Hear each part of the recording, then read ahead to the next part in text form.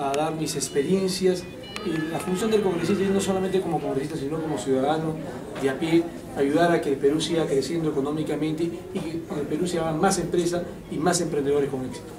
Por supuesto, ¿cuál sería su palabra a los empresarios que nos están escuchando a través de la radio? Sobre todo, hay empresarios que tienen sueños, motivaciones, proyectos, pero de repente hay temores que no han podido dar inicio. Pero lo más interesante cuando tenemos sueños, proyectos, motivaciones es tener una meta, porque a veces no nos fijamos las metas. Entonces, si no tenemos una meta, no sabemos qué camino vamos a seguir para poder llegar ahí. Y a veces ese es uno de los grandes problemas que tenemos muchos de los empresarios. No debemos trabajar como un obrero, trabajar por trabajar, sino hay que trabajar con un sentido. ¿A dónde queremos realmente llegar? El público de la Universidad Mayor de San Marcos, o sea, hizo un señor profesional, aparte empresario también. Entonces nos formó a ser verdaderamente emprendedores junto con mi madre. ¿Cómo nos forma? ¿Cómo llegamos a tener visión de negocio? A pesar que yo seguí la carrera de Derecho, que podía haber seguido como mis hijas hoy día, que siguen Administración de negocios internacionales, porque ya están más metidas en un mundo. Porque cuando nosotros empezamos, no teníamos nada más que el capital profesional que tenía mi padre, como muchos profesionales que hay hoy día en la Gran Lima.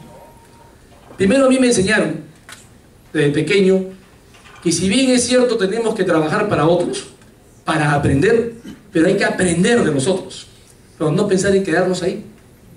Porque todo lo que trabajemos para otro va a ser para que gane dinero y se haga rico ese otro. Sin embargo, lo que trabajemos para nosotros va a ser para nosotros y para nuestra familia. Pero a veces es necesario pasar esas etapas, porque ahí vamos a aprender. Entonces no podemos ir simplemente con el pensamiento de ir a trabajar y ganar un sueldo, porque el que va con ese pensamiento, ahí es donde se va a quedar. Bueno, yo tuve la suerte de no trabajar nunca para otro, sino siempre trabajé para lo mío, desde pequeño. Desde pequeño me enseñaron a mí y a mis hermanos a trabajar, pero a trabajar, pensar que el trabajo no es un trabajo, sino es una diversión. Y yo la verdad no conozco la palabra trabajo, y hoy en día tengo 50 años. Yo cada vez que estoy en un negocio y que trabajo, y mi esposa me dice, ¿cómo trabajas tantas horas? Le digo, yo no trabajo, yo me divierto. Porque si trabajo voy a pensar, oh, ya llegó el viernes, qué bestial, voy a descansar, uy, llegó el lunes, no me quiero levantar, no quiero ir a trabajar. No, al contrario, para mí es una diversión. Y el que es empresario está trabajando los 7 días de la semana y los 365 días del año. Porque usted, ¿a dónde va? Supuestamente descansando un domingo, almorzando, tiene que tener algo que se llama visión. Usted está mirando, usted está caminando por el Perú, por la Gran Lima. Tiene que saber qué oportunidad yo puedo realmente pescar, agarrar. Eso fue lo que a mí me enseñaron. Porque los negocios, como dijo muy bien Sergio, nacen justamente de una visión. Hay que estar atento, no hay que dejarlo pasar. Y todo en el Perú hoy día, todo es una gran oportunidad. Más aún cuando hay el crecimiento que estamos teniendo hoy. A veces, ¿qué sucede con los peruanos?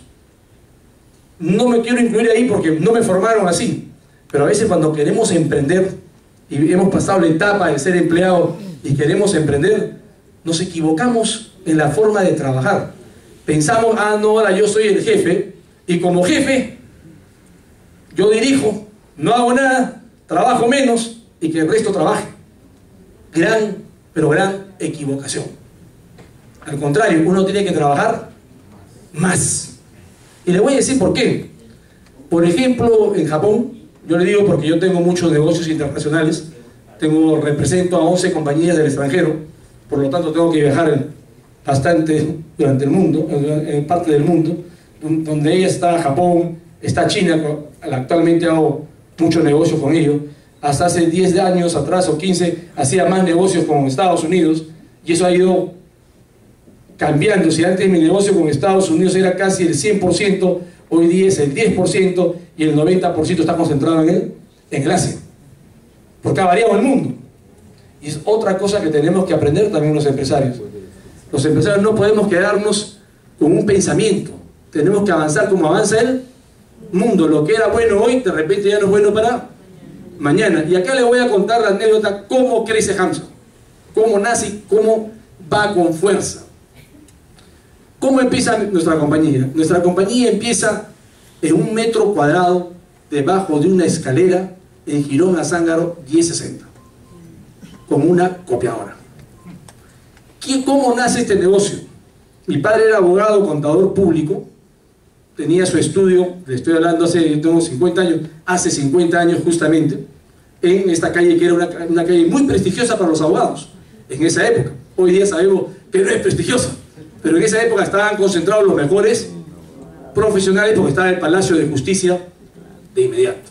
Él tenía su estudio en Azángaro 1062, se enamora de mi madre, se casa con la española, y como todo buen peruano y cholo dice, ¿qué hace mi mujer? No la puedo tener en la casa sola, mejor la tengo trabajando y ocupada. Entonces vio y dijo, oye, aquí en Azángaro el único que sacaba copias en ese entonces en el Perú era la compañía Xerox, una compañía transnacional.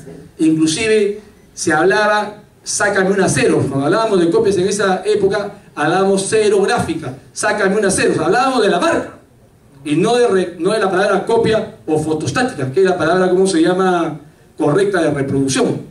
Entonces, o sea, habían salido otras marcas que le hacían la competencia, y le compro una máquina a mi mamá.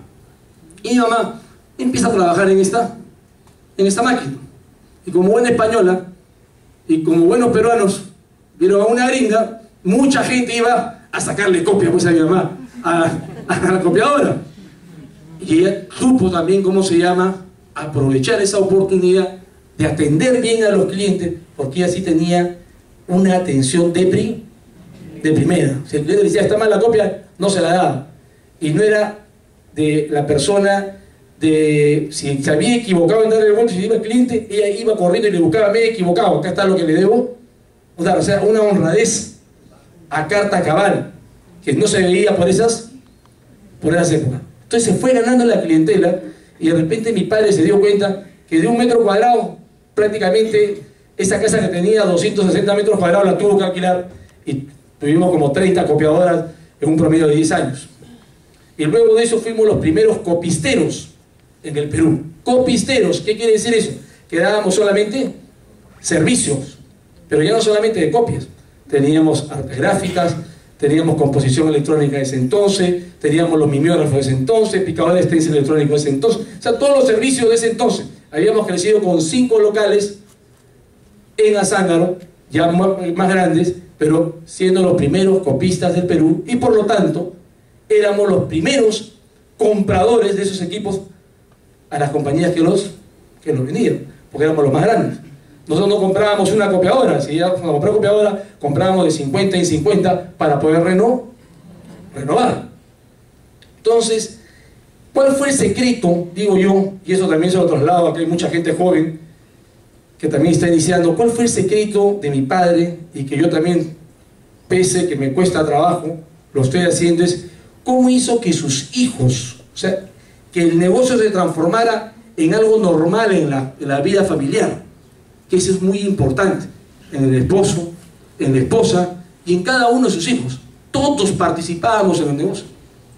Por ejemplo, mis vacaciones del colegio era ir a ayudar a sacar copias, ¿no? Por ejemplo, me quería preparar en algo, me ponía un técnico para que me enseñe a arreglar la máquina, y me convertí técnico también en máquinas, ¿cómo se llama? O sea, me capacitaban en lo que estábamos realmente emprendiendo, pero nos gustaba.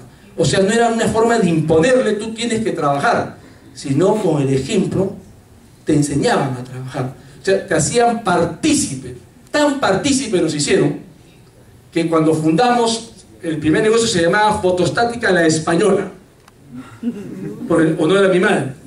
El segundo nombre que le pusimos a la otra empresa fue Centro de Copias Gagó Hermanos. ¿Y quiénes eran los Gagó Hermanos? Los 4 hermanos que teníamos 9, 8, 7 y 6 años y que íbamos a trabajar, a ayudar a sacar. O sea, nos compenetró realmente al negocio y nos hizo sentir, que a veces los padres pecamos, nos hizo sentir, y como lo sentimos hasta el día de hoy, que eso era nuestro, que era parte nuestra, que estábamos haciendo junto con ellos el negocio que necesitábamos realizar. Ese fue el principal secreto que yo les puedo decir que he empezado yo, y así también estoy formando de esa manera a mis hijos, porque tienen que trabajar con cariño. Así se consiguen las cosas, trabajando y esforzándose día a día. HANZA fue creciendo. ¿Cuándo crece y cuándo ve la oportunidad? Ustedes se acordarán, en el año 90 entra el presidente Fujimori. No quiero hablar del presidente Fujimori porque he entrado por fuerza 2011. No, acá no tiene nada que ver con este tema. Y acá muchos me van a dar la razón. Cuando entra el presidente Fujimori, en el Perú las importaciones no eran libres. O sea, para poder importar, entre comillas, decían que era libre. Pero para poder importar un producto, tú tenías que sacar una licencia de importación en el ministerio. Pero para sacar una licencia de importación en el ministerio, por ejemplo, quiero comprar máquinas copiadoras Konica Minolta. Te estudias al ministerio y te decía, necesito la carta de representación de la fábrica. Oiga, la carta de la representación de la fábrica solamente se la dan a uno en el Perú. Si se la dan a uno en el Perú, por lo tanto nunca la voy a obtener yo. Entonces, por lo tanto, nunca podía ser importador. Entonces había un monopolio realmente. En esa época, los importadores en el Perú ganaban el dinero que les daba la...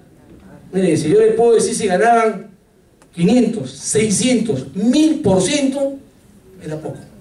Porque no tenían competencia.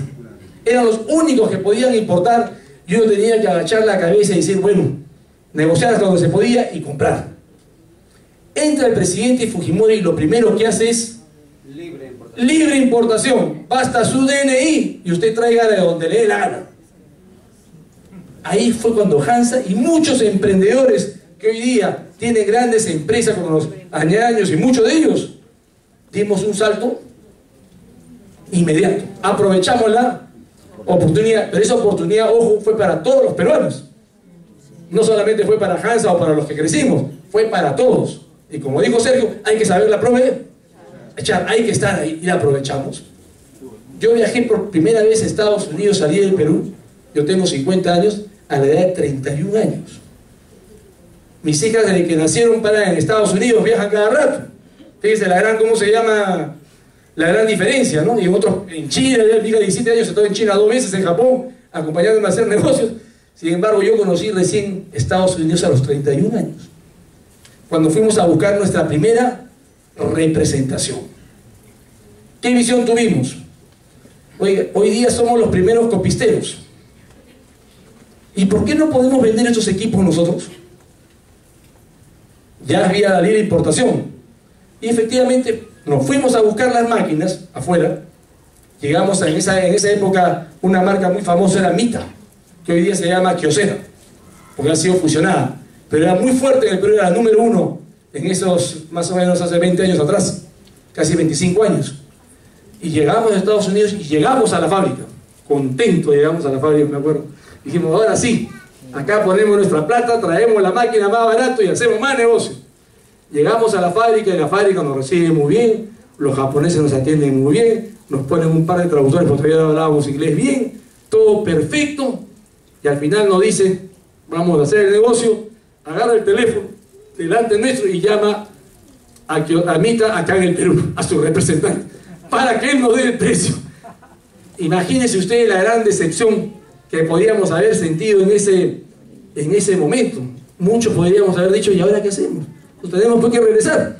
Esto está igual. ¿Qué nos sirve la libre importación si respetan, cómo se llama, al distribuidor, ¿no es cierto? ¿Qué hacemos? Bueno, regresamos a Miami, un poco cabizbajos, y mi padre nos dice, estamos y le digo, papá, ¿acaso ellos son los únicos que pueden vender máquinas? Si en el Perú también hay distribuidores, acá también debe haber distribuidores. Guía telefónica, en esa época rápido, y nos dimos cuenta que la misma marca se vendía en Miami a través de diversos distribuidores. E inmediatamente teléfono, inmediatamente comenzamos a trabajar y inmediatamente trajimos las máquinas. Pero le voy a decir una cosa, puede estar el secreto, acá viene el secreto y la oportunidad. Esta máquina, me acuerdo mucho que era el modelo 1205, un modelo famoso, que íbamos a comprar 50 unidades, en el Perú costaba $2000 cada una de ellas. $2000. ¿A mí cuánto me costó? $714 FOB. Traerla al Perú me salió por $1.100, incluidos los impuestos ya nacionalizados. Entonces yo me di cuenta que había una diferencia de casi de más del 100% de qué manera de ganar plata. Yo que ganábamos plata por una copia centavitos, teníamos que hacer pues 50.000 copias, 100.000 copias, y era para ganar centavitos por centavito, así como el pan. Esa es la copia. Que de repente una máquina de copia va a ganarse $1.000. Dije, eso es lo que trabajo todo el día, ¿no es cierto? Dije, caramba, ¿qué tal negocio? Pero yo cuando compro la máquina, yo la compraba 10% a 15% más cara que la compraba, porque el distribuidor le compraba de frente a la fábrica y yo se la compraba a uno que revendía en Miami, y este ganaba sus 10 a 15%. O sea, comprando más caro, y él tenía mucho más margen. Bueno, si él estaba acostumbrado a ganar 1.000, yo con 500 me sentía feliz.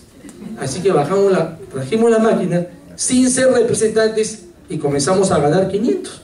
Entonces ustedes se imaginarán el gran vuelco que dimos. Pero había otro paso.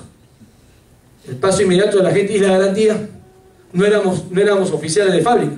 En el Perú hasta ahora eso se llama, ahora ya no tanto, pero en esa época nos llamaban a nosotros piratas. ¿Por qué piratas? Porque no eran representantes de la marca. Y después nos llamaron corsarios, porque crecimos muy rápido. Esa fue la competencia. Así fue. Fueron los nombres que nos fueron dando la misma competencia. ¿Pero por qué crecimos? Porque la competencia, como dijo Sergio, y lo estaba escuchando, no se dio cuenta y nos dejó crecer. Nos dejó un hueco para crecer cuando nos podían haber parado.